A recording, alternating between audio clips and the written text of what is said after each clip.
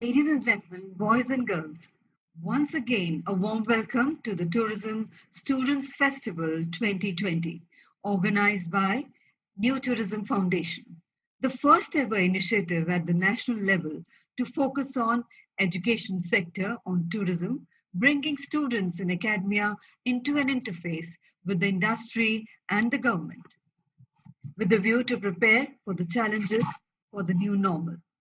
And on behalf of New Tourism Foundation, I extend a warm welcome to all our eminent panel members of this session. Ladies and gentlemen, the topic of this session is the land of experiential heritage tourism. Heritage tourism is defined as traveling to experience the places, artifacts, and activities that authentically represent the stories and people of the past and present. It includes cultural, historic, and natural resources. India is a land steeped in culture and heritage, with a legacy that spans thousands of years. It refers to meaningfully engaging with its history, people, culture, food, and environment. Here, the travelers focus on experiencing a country, city, or particularly any place by connecting to the history, people, and culture of that place. And now, ladies and gentlemen, to begin the proceedings of the session, may I introduce all our eminent panelists.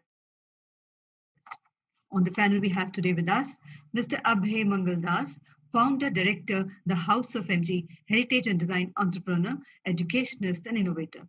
He is the founder, director, the House of MG, Urban Heritage Hotels, advisor, Ahmedabad chapter, Indian National Trust for Art and Culture and Heritage, INTEC, and the managing trustee, Shreyas Foundation, an educational institution for children. Our eminent panelist, His Excellency Mr. Jigmel Wangchuk Namgyal, had the urge to protect the very tangible and intangible cultural heritage of Ladakh, which is important since it is nestled in the Trans Himalayas.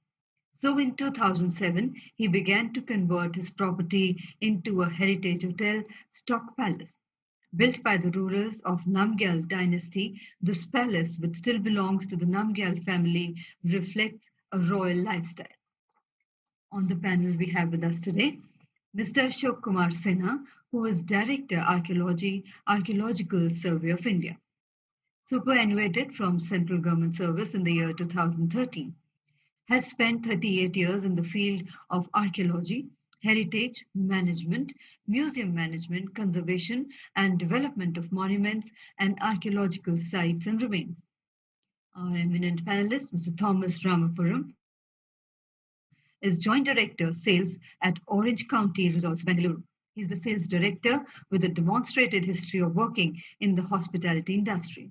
Skilled in sales, hotel management, customer relationship management, CRM, hospitality industry, and event management. We have on the panel with us today Mr. Tarun Thakral, who is the founder and managing trustee. STT developed India's first comprehensive transport museum, Heritage Transport Museum, which opened its doors to visitors in December 2013. During 2016, the museum won two prestigious awards: the National Tourism Award for being the most innovative and unique tourism project in the country, and the 2016 Traveler's Choice Award by TripAdvisor.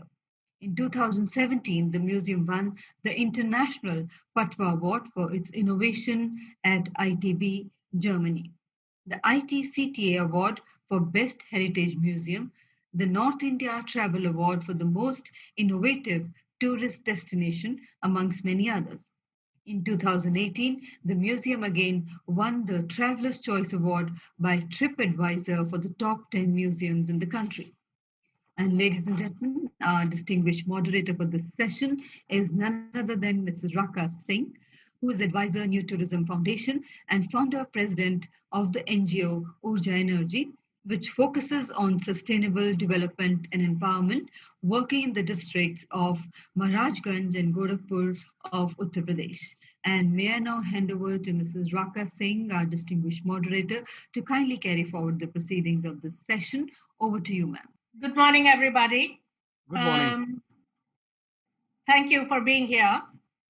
And as I said earlier, I'm joining you from Belgium. And actually, thank you to the Tourism Foundation, of which I am a member, and of which Mr. Tarun Thakral is a member too.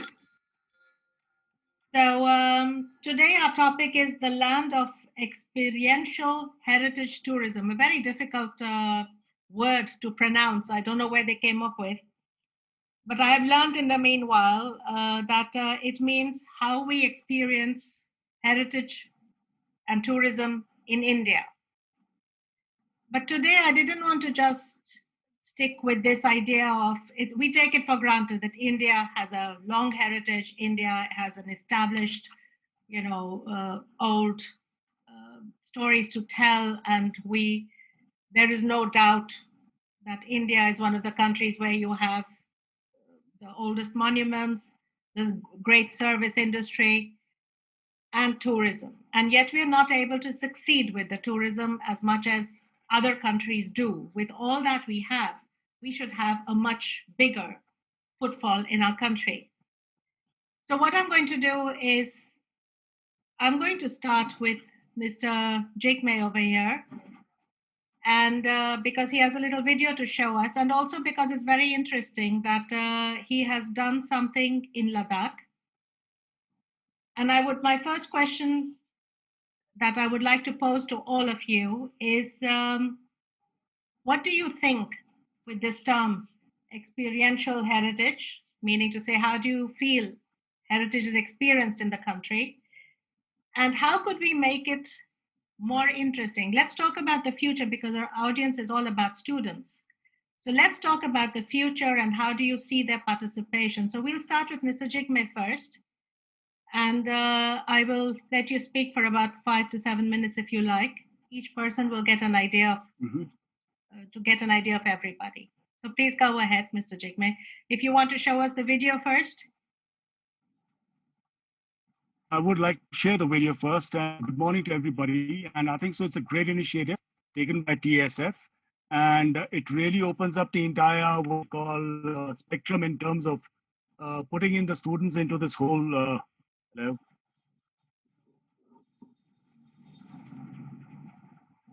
Could we have the video, please? Yeah.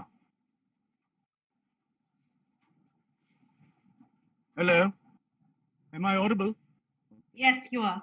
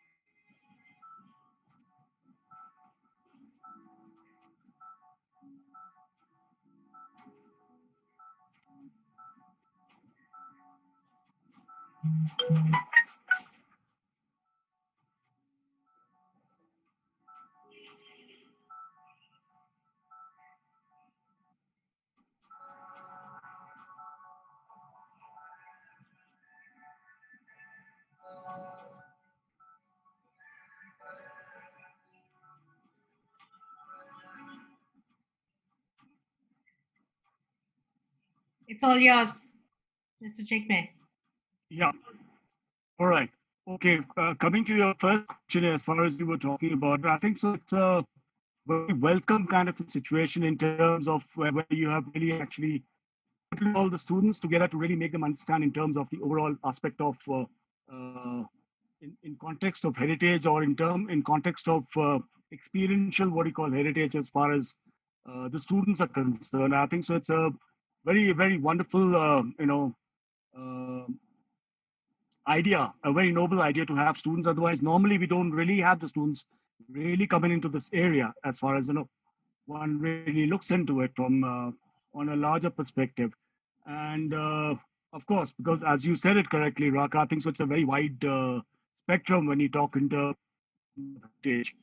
And of course, India has got so much to really showcase, as far as from east to north to west to south. So wherever you really look into it, there is so much to really offer, as far as the both in terms of tangible and intangible heritage which we really have in the country.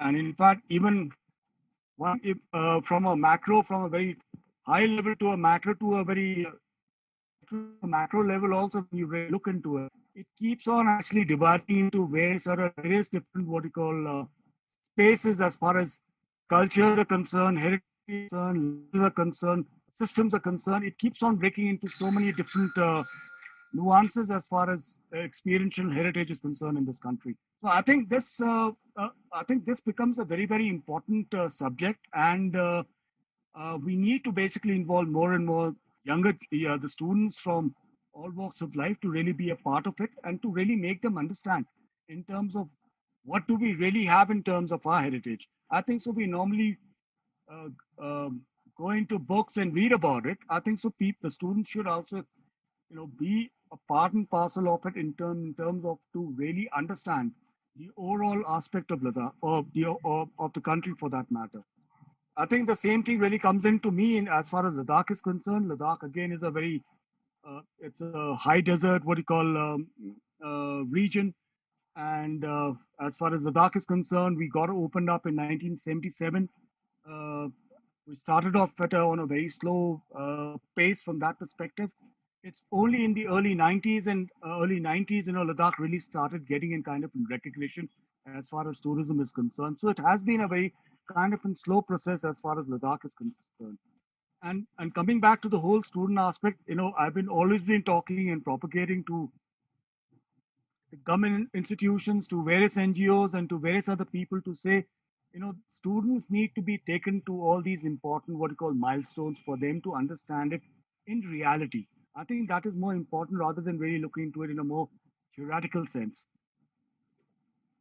More important, and then you're actually exposing the children in both in terms of your cultural landscape. You're looking into it from a tangible heritage. You're looking into it from a intangible heritage, and you're looking in terms of heritage, so many other terms, and where the children can really get, all the students can get benefit out of it. So, yes, I can hear you. I would actually like to take it to now Mr. Mangal Das, because we are going now from Ladakh to Gujarat.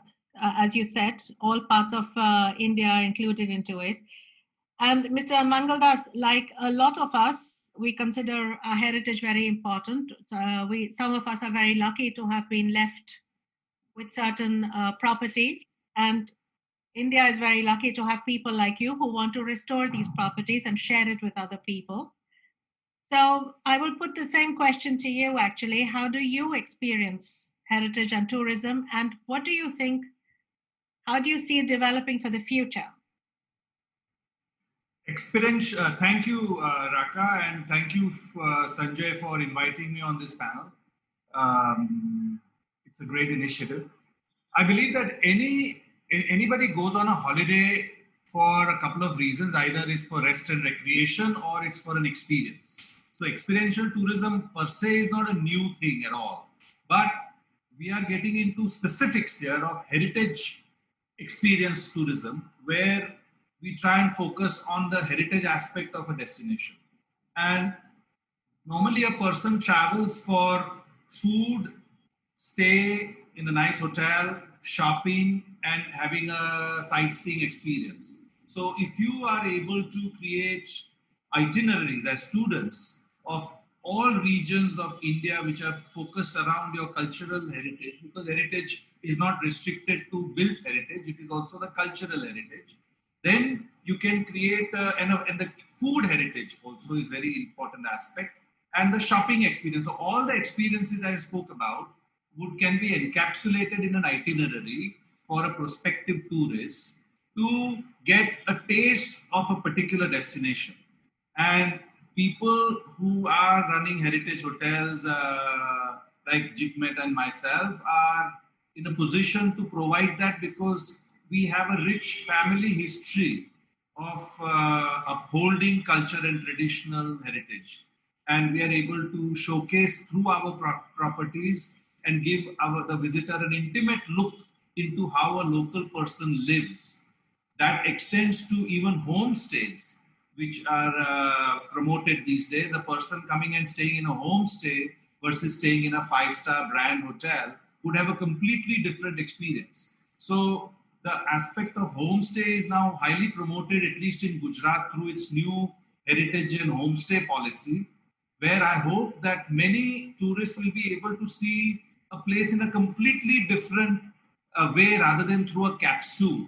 What happens is these tour companies tend to put people in a five-star hotel, which is a box, glass box, put them in a luxury bus, which is against a glass box, and they keep looking at a destination through this bubble.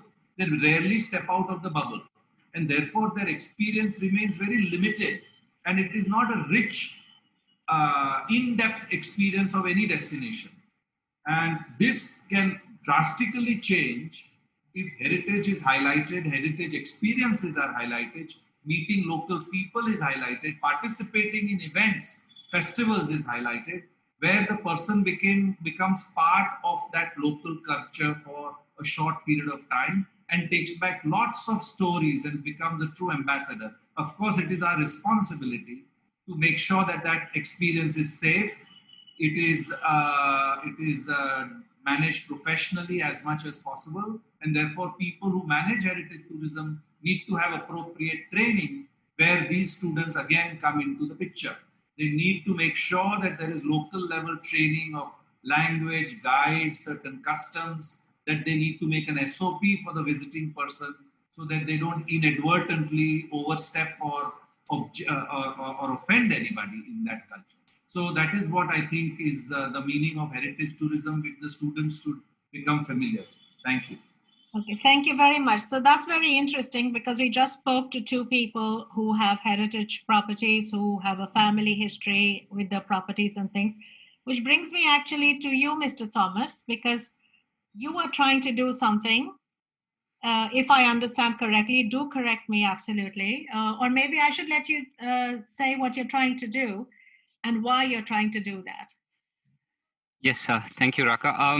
Yes, we are also a property based in the south, probably the first heritage property. I mean, heritage, by heritage we mean like the history of India, and that's what we typically refer to as heritage.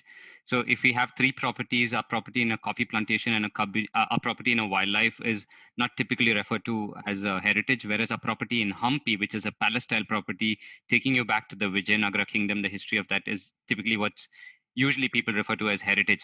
Heritage has always been a challenge it's not as easy as marketing a beach kind of a property. It's always been a challenge. If I have to say, there are two aspects to it. One is the domestic traveler. Now, the domestic traveler, in India is yet to appreciate our own heritage, and understandably so, as much as, the inbound traveler. Now, I know you'll say that there are a lot of people going to the Uday Vilas in Udaipur and the Leela Palace in Udaipur. However, those are guests who are going for the hotels there and the experience that the hotels offer, not so much for the heritage or the history of the country or to understand the history of the country. So I think the domestic traveler needs to, in every country goes through this phase where you need to mature and really understand your own history and have an appreciation for your own history. So that is experiential, heritage tourism. The government could step in. I think we, as a government, also we are very, very focused on inbound tourism from outside of India. I think domestic tourism has been a bit of a neglected kind of an area from a government perspective itself. I believe it's now an opportunity for us to really showcase our heritage, market our heritage, and there are discerning customers. I mean, we've seen it in our properties as well. We have 3 properties. When the lockdown ended and this boom that we're currently experiencing started, Humpy was the last of all our 3 properties. Humpy was the last property to really take up take off as much, as compared to Coorg, which is in the coffee plantation, and Kabini, which is in one of the richest tiger habitats. Indians prefer to go to those kind of places. So that is from a domestic perspective about understanding our experiential heritage. Inbound, on the other hand, is totally different. They love heritage. They have a great appreciation for heritage. I mean, yeah, they love our palaces. They love our history. They love to hear stories about the kings, about the romance, about the wars, and everything. The challenge with inbound is totally different. I mean, the interest is there, but you go to any of the fairs abroad or anything, they just tell you India is a difficult country to travel to, right from the visa. I mean, right now it's become easier, but 2 years ago it was very difficult to even get a visa to come into India. So you have to take so much pain and go through so much trouble to just even plan a trip to India. You had to start this journey 1 year ago. Then, I mean, you have countries like Thailand. India gets 10 million visitors, inbound visitors. Thailand gets 40 million. I mean, Thailand is 1/10 the size of ours, but their visa systems are so much better. It's very easy to travel. The hotel infrastructure is better. So it's two different kind of problems we face with domestic and inbound. Inbound, while the interest is there, and the regressive taxation that we have. India is a very expensive destination. You can talk to any of the big tour operators in Europe. They would tell you that a 21-day tour of India is an expensive proposition, because for whatever reason, in the government, in their wisdom, thinks that the higher end properties needs to be taxed really high, tax the rich like really at a very high this thing, and the lower end properties are totally tax free. I mean, if you have a hotel room selling at less than 2,000 rupees, you don't pay 1 rupees tax. It's tax free. Whereas until recently, we used to pay 28% tax on all our rooms. So that we have to eventually pass it on to the final customer, and it becomes not a workable proposition. So how do you see this in the future? I mean, we're hopeful because the government has already reduced the tax to the 18%, and and we are seeing some green shoots. But these are the two distinct problems with these two distinct, kind of markets: the inbound versus domestic, and how to, how to take our heritage forward from a tourism perspective. I'm going to get back to you for the student aspect of it. Right. Mr. Thakral, so now I come to you because this ties me in very well. You're trying to do something completely different, which is as much part of the Indian heritage than anything, the buildings or the experience, but you're giving a different experience. Could you tell me how you see this developing and how it could evolve? Right. About 7 years back, we established India's first comprehensive transport museum, called the Heritage Transport Museum in Gurgaon. Now, what I had seen prior to its opening was that the culture, that first, museums are an integral part of tourism. Unfortunately, they've not been marketed as such in India, and they provide a historical as well as a futuristic connection. By that, what I mean is that when a tourist arrives, he has to get a sense of how this country has grown. Now, we in our museum have tried to establish it through transport heritage of our country, also the industrial heritage of our country, which nobody had ever thought about is presenting it. The problem that India faces as of today is that the culture of going to museums has died over a period of time. And the reason for that is the museums have not evolved over a period of time as they should have. Now, when we started it, we had extreme pressures as to why are you building a museum? What would it serve? And a museum in India, you're investing so much of money, how would you get your returns? Leaving all that aside, now in 7 years of our existence, I think we have been able to partly change the mindset of people that that museums, if you make them well, if you present things well, and if you incorporate all the latest gadgetries, that are available, then you can be successful. We have had over 800,000 visitors since the time we've opened, and we're one of the few museums in the country which actually makes money. So that's a good. But from a tourism point of view, museums also need to be a part of the itineraries of various tour programs.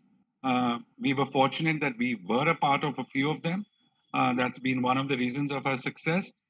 At the end of the day, when you talk about experiential tourism, you need the visitors to take back an experience.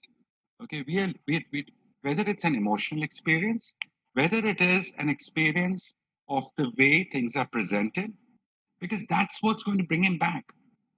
If we're looking at it purely, we can look at heritage palaces, which offer great amount of experiences, and especially when the owners themselves, interact with the visitors, it becomes even more. That experience becomes enhanced.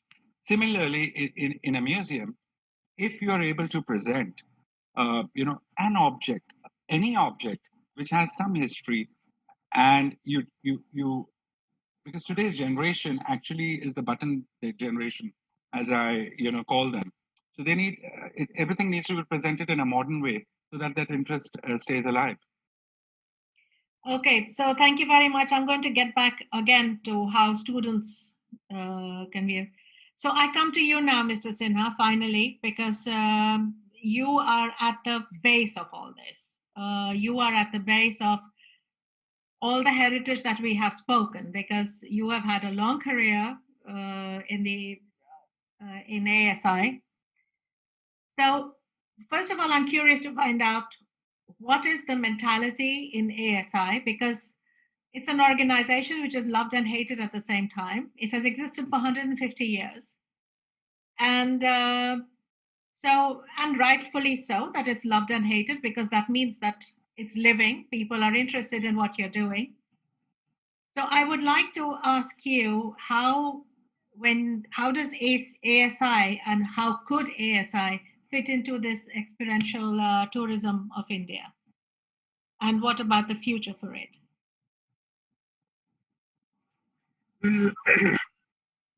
Well, as far as I am concerned, having remained associated with the archaeological survey of India, attending to the problems of the monuments, the conservation, presentation, overall development, maintenance, and setting of museums, and areas. What I have found, especially that people of the country, they are hardly concerned with their heritage, their knowledge, their appreciation, and no organization, including the government, or for that matter, other bodies within the government and outside the government, they have not yet, taking this as a priority subject to create and develop interest amongst at least the children. Leave aside young, those who are, who are young, postgraduates or postgraduates, or those who are adults, but at least target the children. So they should, unless they are told what pride they should have towards their heritage, we can't think of, tourism through heritage in the country. Well, I've seen thousands of people visiting Red Fort, thousands of people visiting Qutub Minar, thousands of people visiting Humayun's tomb every day. A rush, so much of rush is there on the booking counter. They go inside, they just run around the monuments, various buildings, and they come out. But if you, talk to them later, what did you see? What did you gain? They will say, yes, there was a palace wherein Shah Jahan used to sit, or he used to sleep, or his queens used to live. They come out with absolutely no knowledge. Till this time I retired, there was a museum there inside Mumtaz Mahal in Red Fort, display of things pertaining to Mughal era. It was used to be so crowded. we had to regulate people and all that. So everybody wants to go in. But what do they, derive or, obtain out of, having seen the objects and all that? Nothing. Archaeological survey or for that matter, other, managers who are looking after heritage properties and museums and all that. They are also, little lethargic insofar as, conveying, what the objects are, what the heritage properties and buildings are. That is a basic thing which we must target. And as you, some of, the panelists know, they have very valid points to make. They all have, they are still working in the field and they have their own valuable experience to share with. See, everybody, and this kind of forum, wherein the panelists know we can talk and share our experiences. It's fine. But it is time. It is time, Mr. Thomas just now said that comparing Thailand with India. But we have so far not been able to jot down the lacuna in tourism, or for that matter, creating awareness towards tourism, and jot down the issues which need to be addressed. Our tourism industry in India is so costly and is so expensive. People are not attracted to India. Why can't we, look into these aspects? There are many ways to look into these aspects. Thailand, Vietnam, other Laos, they can do it. Why can't we do it? And this is the time. How we are going to support such a huge population if we don't develop these, additional infrastructure in the country. True. Leaving aside the government sector, we can't, depend upon government alone. Government has limitations. NGOs like, this foundation or other foundations or, groups which are working, without any self-interest, they should come forward. They should talk to people. They should, jot down. They should take up government. I'm sure a lot of people agree with you. Well, this is, I will get back to the government issue because there has been a lot of talk, and I think in every panel there has been talk of how the government could associate itself. And personally, I think there is a lot of demand that the government do something, but we are a democratic, country, and there should be in collaboration. So you have people like Mr. Jigme, Mr. Thomas, Mr. Takrao, who have taken the things to do it themselves and are looking for government support, which seems the right way to go ahead. Anyway, we'll come back to that. My second question was, and it's a pity Mr. Mangaldas has left us. So for me, it's more important because in the end, the money lies in the foreign tourist who actually comes, the money and the interest, all said and done, lies with the foreign tourist who wants to come and do this. So in Europe here, I live in Europe. So in Europe here, they have a concept called Europe Nostra. I don't know if you've heard of that, where the European Union has decided that in participation with private initiative, they are going to encourage heritage development. Do you think in India we would benefit by having this kind of a Southeast Asian Nostra or something like that, that it could be under one umbrella, and we could learn from each other's experiences? I'm coming to you, Mr. Thomas, because you have a different kind of heritage that you want to show to people. Was that question for me, Raka? I'm coming to you first to have this concept of Europe Nostra in Southeast Asia, or or something like that. Would that be of benefit? Would that actually then you could encourage students to join? You could have universities solely for this purpose and stuff like that. Do you think that's a good idea? Raka, the European Union is actually a fantastic example of how a couple of countries with disparaging interests can come together. Travel within there is easy and everything. However, for even for our area, which is there's so much tension between countries, right? There is so much tension with China. There's so much tension with Nepal. The SARC itself is not a very successful formula. So the regional differences make it, I think, very difficult to form a kind of an alliance like that, because the tensions in Southeast Asia are so much higher than it is in Europe, and with all those tensions. So what I would say is closest to that is in India itself is like you ask any European tour operator, is to see India, you need to visit some 3-4 times because it's so huge. I mean, Thailand is not like that. You could go for a 20-day tour and you've seen all of Thailand, India itself. So I feel the more practical thing is for the states in India itself to come together. Let's do that as a very first, as a very first step, because the states itself, I mean, Kerala has its own travel show. Karnataka has its own travel show. I mean, Kerala is so small. I mean, if a European tour operator is flying all the way from Belgium, say, and coming to Kerala, he'd like to understand about itineraries in the south of India, at least, if not India. But our states are itself so independent of each other. We have our own show. We spend double the money.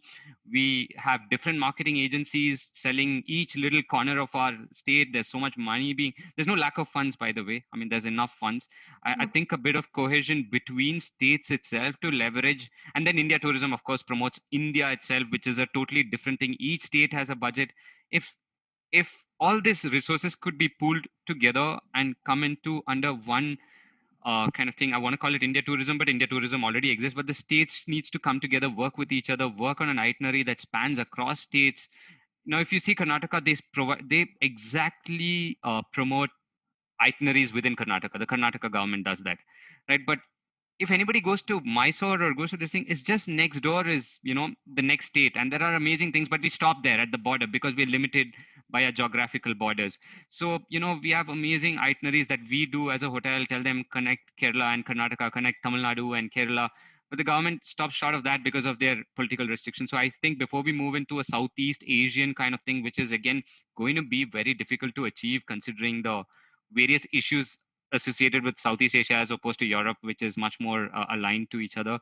I think the more immediate step would be for states to come together. There's a huge potential there to come up and to pull in those resources and to make itineraries and to work with each other on that. Excellent point. Thank you. So that brings me to you, Mr. Jigme. How do you feel in Ladakh? Could you have some comments on this idea of bringing the states together? Well, actually, I think so. Everybody has made some very valid and very wonderful, suggestions as far as the whole, the overall interesting discussion which we are really having, right from Mr. Tukral to Mr. Sinha to Mr. Thomas to Mr. Mangal Das. I think so. Everybody really has put in a very, very valid, wonderful, different views altogether. But I think so. It's come in very beautifully. But I think so. When you really look into tourism by and large as such today in the context of India, I think so we still really have that whole kind of in very different thinking on that, because the government of India towards it totally on a different level by saying it's only for luxurious people.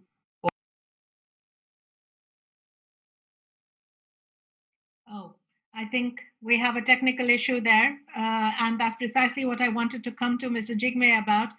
Is about the infrastructure.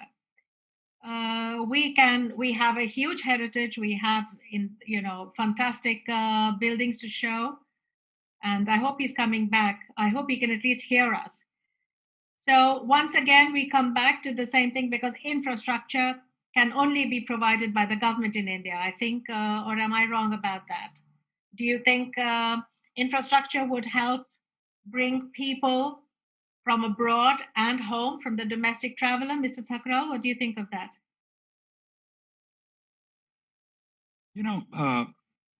Just to go back to the example of the museum, it was a personal initiative. We did get some funding from the government of India. So the government of India is actually helping, especially in the museum sector. They do have certain allocations of budgets, which they give as grants.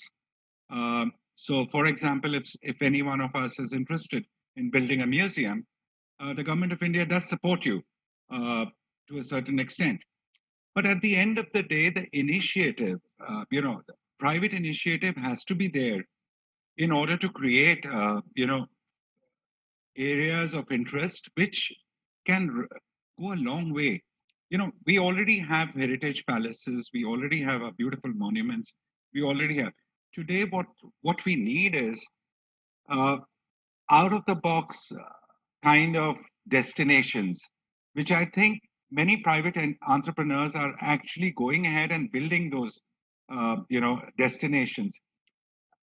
It's not just about one monument. It's about having a destination and an experience around that monument.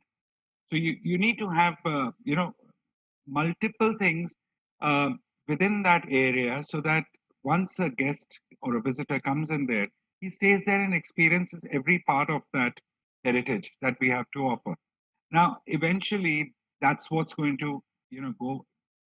That's what's actually going to him to go back and then tell others to come back to our country. We are actually a little disjointed at the moment.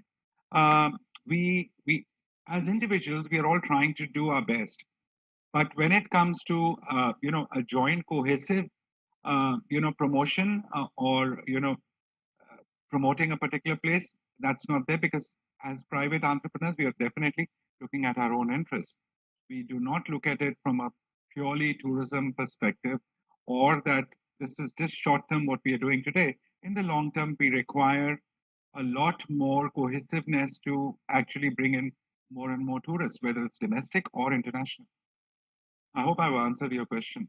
Yes, you have. Because once again, I actually wanted to go back to Mr. Jikme because we were talking about infrastructure. And I meant infrastructure on a much larger scale. So, Mr. Sinha, do you think what Mr. Thakral said is a viable option, that around the monuments you create a heritage? You are muted, Mr. Sinha. Mr. Sinha, you're muted. Mr. Sinha, I cannot hear you. I cannot hear you. You are muted. Am I audible? Raka? Yeah. See, yeah. Hello? Hello, am I audible now? Yes, you Hello? are. Yes, you are. Hello? Yeah. Okay, thank you. See, that is why the concept of heritage precincts, came in. That apart from the, boundary of the protected monument or site or whatever, heritage area. No, we, introduce a concept of heritage precincts so that people, appreciate not only the monument but also the area around. Take example of Taj Mahal. Taj Mahal, alone is still beautiful. Still beautiful. There is no, archaeological survey of India is doing excellent job. But at the same time, the moment you look around Taj Mahal, you find things quite messy, despite the fact that the governments, UP government, or for that matter, central government, are, doing a lot of work, but things are not yet up to the mark. So the concept of heritage precinct came in, and things have started improving, but it is still, a lot of things are yet to be done.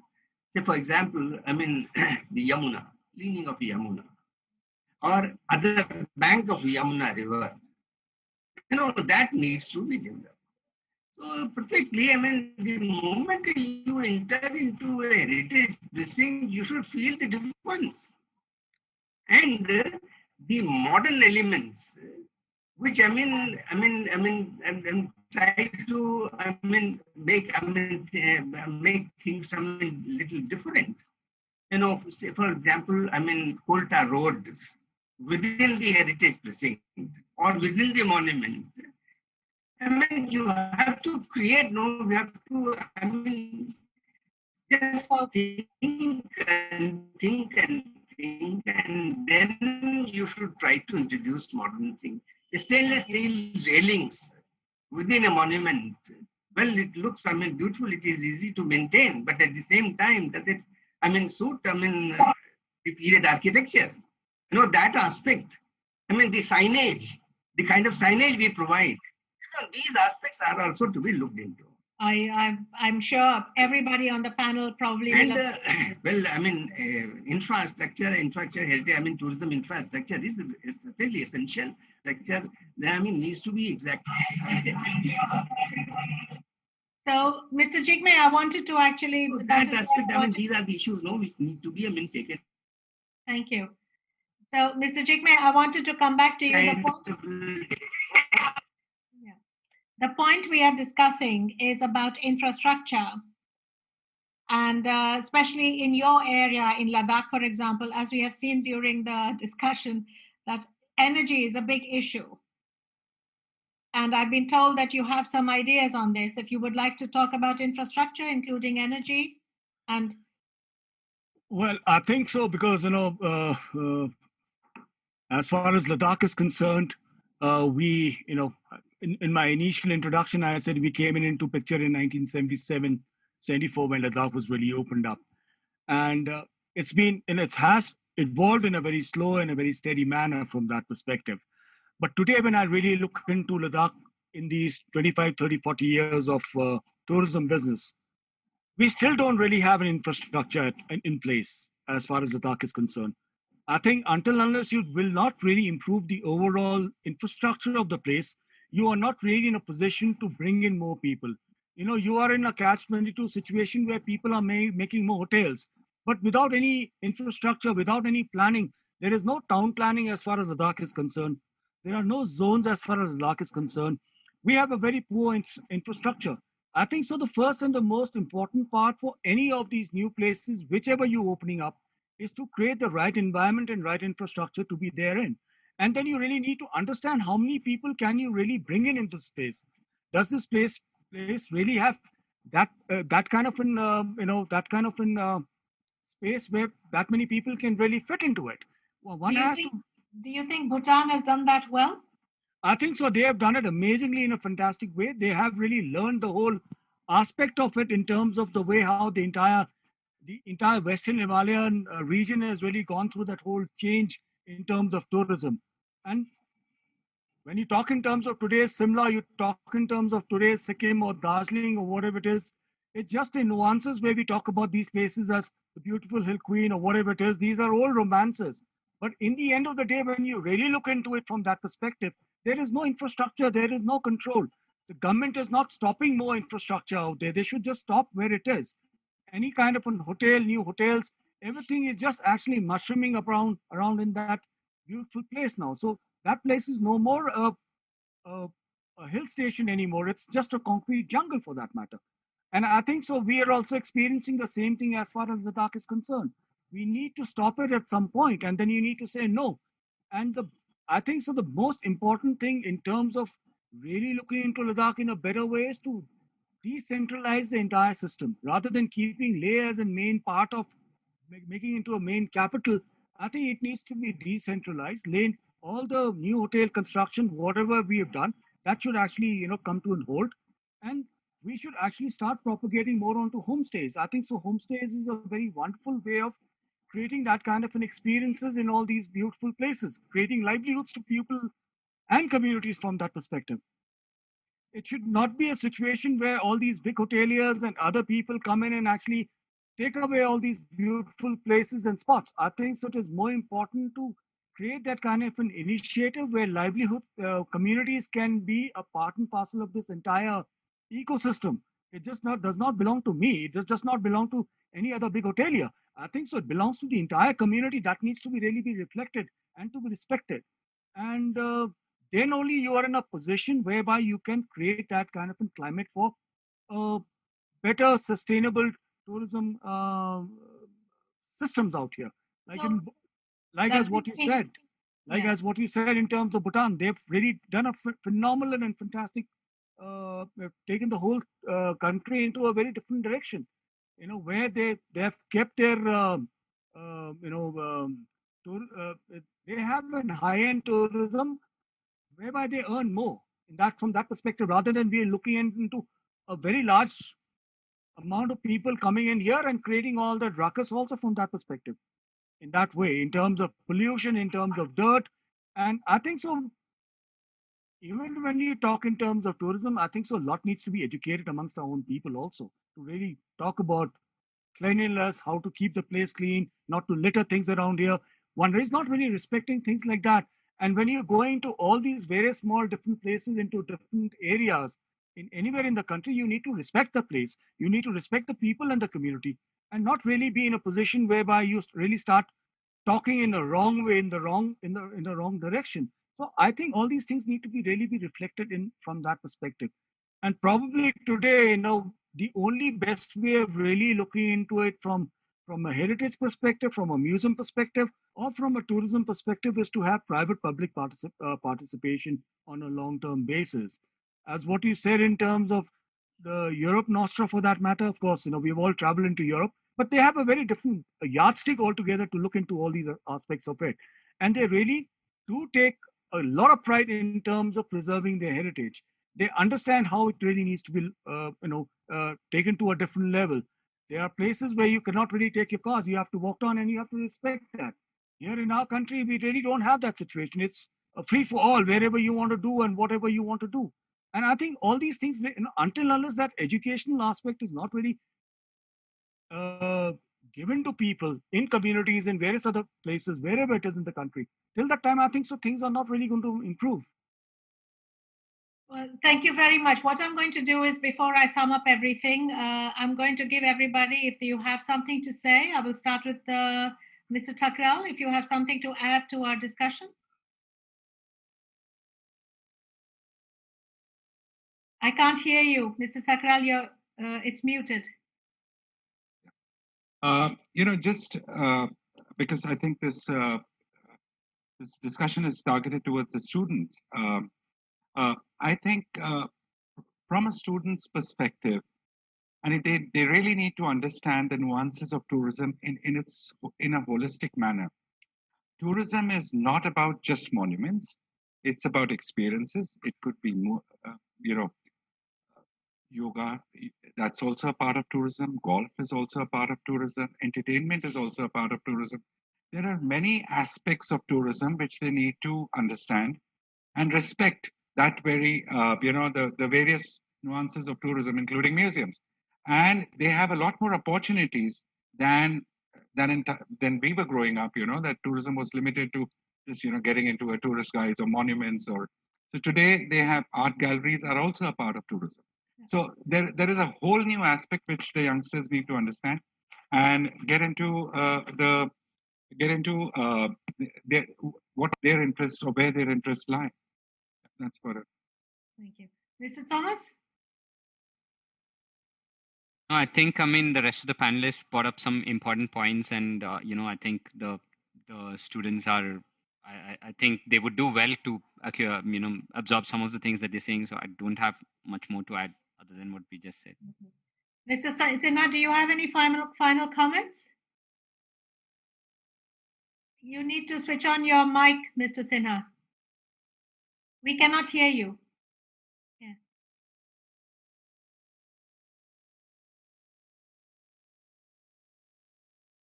Can you try to say something? I cannot hear you. I cannot hear you. Sorry about that. So what I'm going to do is, I think, thank you all very much. Can yes, I add please. something?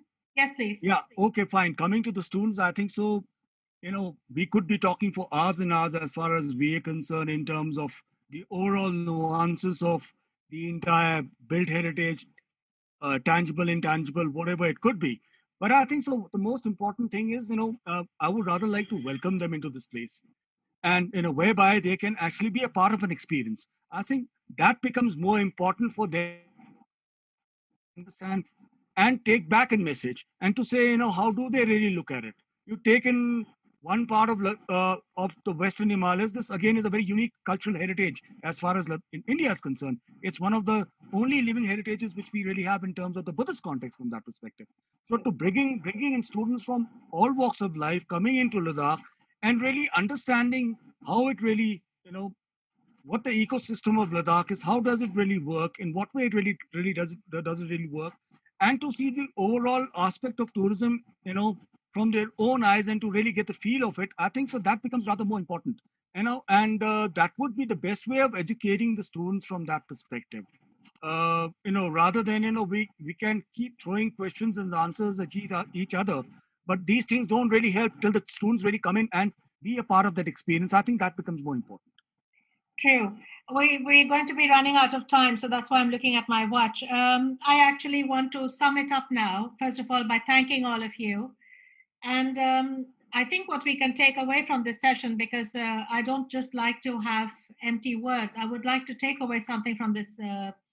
So, as Mr. Thomas said, yes, it's very important that the states get together and, if nothing, break themselves into regions and try to work with their budgets, with their, go over borders and create a much more holistic experience of tourism and, heritage in India. The other point that I would like to take away from here is that the government-private partnership is that we can encourage the government. The government cannot do everything on its own. We accept that, but we can encourage the government, for example, along with the ASI, to create a more holistic experience once again, and to focus on the infrastructure, as far as energy is concerned, or as far as sustainable development is concerned. I think that is something that can be on a federal level, and the government can actually work towards that, because if tourism could be a federal factor, there could be a lot of joint working together.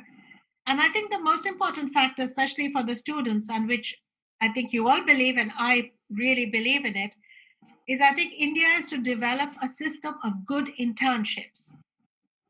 I know that internships exist for private companies, but we should have a good system of internships in tourism, where actually the students who are genuinely interested could come. And I know that in Belgium, we don't pay our interns, but it should be a paid internship to show to the students, if we want to encourage more people to get into this industry, to show to the students that there is a livelihood that can be made. And I think if we encourage the Indian students that there is a livelihood to be made, we would be able to do a lot more. We would be able to teach them. We would be able to work together as a company. So thank you very much. I'm sorry sometimes the audio or the video was not great. But I know that at least I have taken away a lot from this. It's been very interesting for me, and it's been wonderful to see and meet everybody whom I would have probably never met. So thank you so much. There are positive sides to COVID. Thank you. And I'm highly thankful to all our eminent panelists for their insightful and thoughtful addresses, and also to the viewers of this session. I'm sure that the takeaways of the session will enthuse confidence among students and young professionals during the current testing times towards the new norm.